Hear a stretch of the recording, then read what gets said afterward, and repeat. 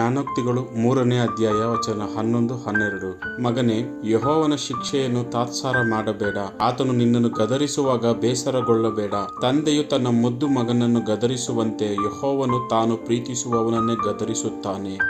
Proverbs chapter 3 verse 11-12. My son, do not despise the Lord's discipline and do not resent his rebuke, because the Lord disciplines those he loves. As a father, the son he delights in.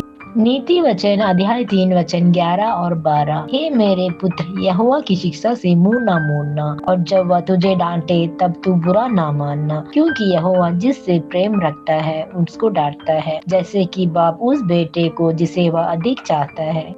நீதிமொழிகள் 3ஆம் அதிகாரம் 11-12 வசனங்கள். என் மகனே, நீ கர்த்தருடைய சிட்சையை அற்பமாக எண்ணாதே, அவர் கடிந்து கொள்ளும் போது சோர்ந்து போகாதே. தகப்பன் தான் நேசிக்கிற புத்திரனை சிட்சிக்கிறது போல கர்த்தரும் எவனிடத்தில் அன்பு கூறுகிறாரோ அவனை சிட்சிக்கிறார். సామెతలు 3వ అధ్యాయం 11-12 వచనం. నా కుమారుడా, యెహోవా శిక్షను తృణీకరింపవద్దు, ఆయన గద్దింపుకు విసుకవద్దు. తండ్రి తనకు ఇష్టుడైన కుమారుని గద్దించు రీతిగా యెహోవా తాను ప్రేమించు వారిని గద్దించును.